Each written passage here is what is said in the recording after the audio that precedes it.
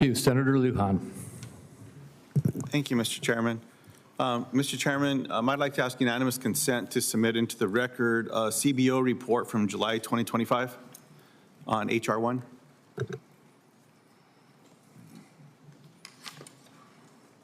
Unanimous consent to submit that report. Appreciate that. Mr. Kennedy, that report found that there was a $990 billion cut to Medicaid, CBO report. That's not my question. How can there be a cut? Well, Mr. Secretary, it's in the record. I'd be happy to share it with you. Your team has it as well, CBO report. It's a cut from the growth rate. Only in Washington is that considered a cut. There you go, Mr. Secretary. In the same way that gas prices are not high today. It doubled in the last 4 years. Mr. Secretary, let's talk about vaccines.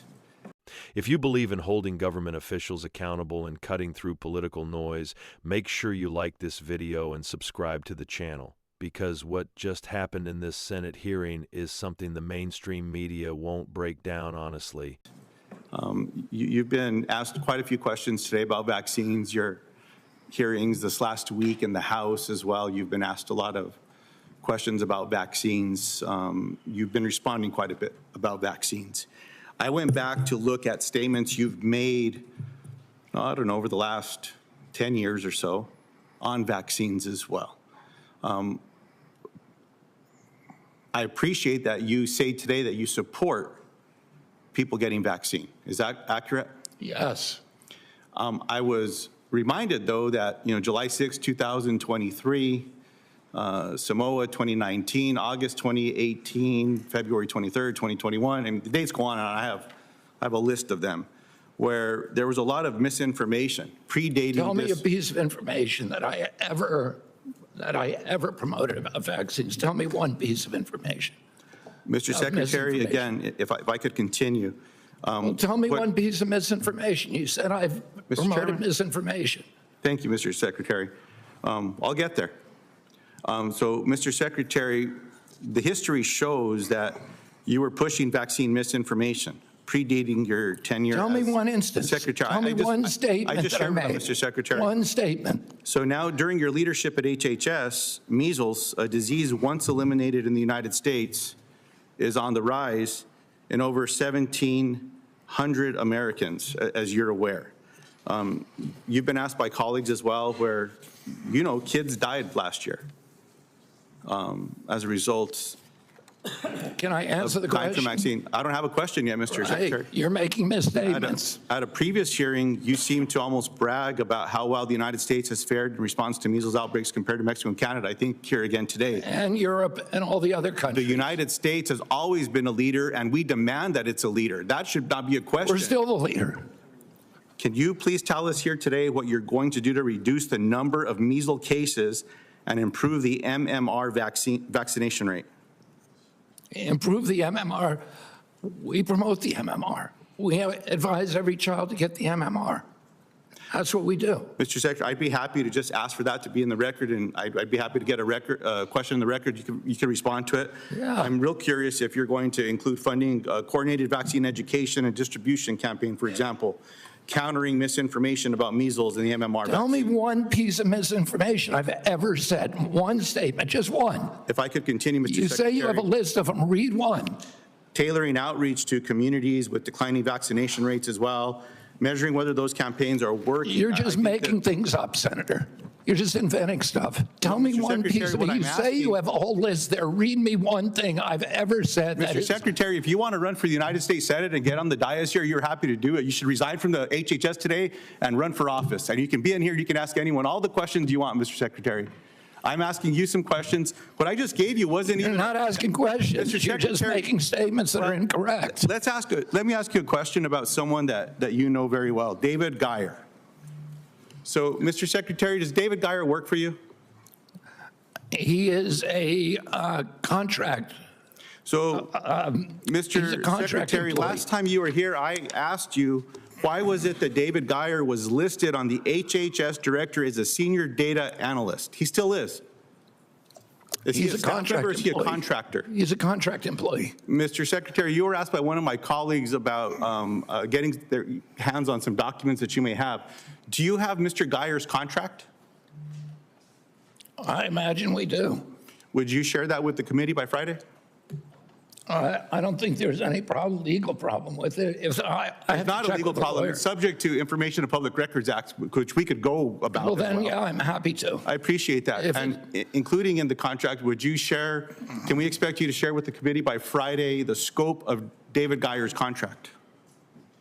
I don't see any reason why not. I appreciate that. Does David Geyer report to the HHS office here in DC? He reports to CDC. So what I asked for in the last time we had a conversation, Mr. Secretary, was about the protocols that go into David Geyer's work. You responded to me by saying that those protocols are public. They are not. I asked the committee chair. I said they will be public when he does the work, when he develops the protocols. Will you commit to share the protocols to David Geyer's work with this committee by Friday? No, I won't because they So- don't exist. Okay, so Mr. Secretary, I appreciate that honest response. Mr. Chairman, Ranking Member Wyden, you'll remember, and I can get you the information from this. Last time I asked this question to the Secretary, he said it was all public, it was all available. He just said it's not. So I don't know if it's going to take a I said it's subpoena or an going, IPRA. I said we will make it available when it's done. I certainly hope that we can get our hands on the protocol information and David Geyer's work. Thank you, Mr. Chairman. This was one of those moments where the tension in Washington wasn't just political theater. It exposed a deeper issue about control, accountability, and who actually gets to speak. Senator Luján started by putting a report into the record about Medicaid funding, framing it as a massive cut. But almost immediately, RFK Jr. pushed back, challenging the way Washington defines a cut. And that matters because too often politicians use language to shape perception instead of telling the full truth. A slowdown in spending growth is not the same as slashing benefits, and RFK Jr. made sure that distinction didn't go unchallenged. But things really escalated when the conversation shifted to vaccines. Luján tried to paint RFK Jr. as someone with a history of spreading misinformation. And here's where the hearing took a sharp turn. Instead of letting that claim slide, RFK Jr. did something you rarely see in these hearings. He demanded specifics. Over and over again, he asked for just one concrete example. Name one, he said. And that moment exposed something important. In Washington, accusations get thrown around constantly, but when pressed for evidence, the conversation often falls apart. Luján struggled to provide a direct example while trying to continue his line of questioning. Then came the public health angle, measles cases, vaccine rates, and America's leadership.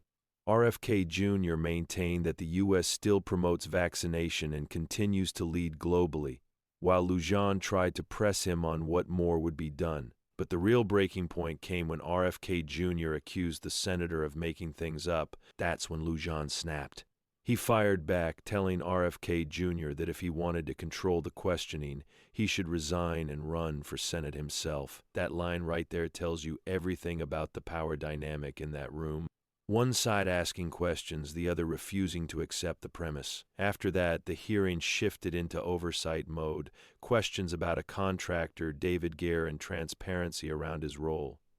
RFK Jr. agreed to provide contract details, but when pressed on protocols, he admitted they didn't yet exist, contradicting earlier impressions. Luján seized on that as a credibility issue. Now here's the bigger takeaway. This wasn't just about Medicaid or vaccines. This was about how narratives are built and challenged in real time.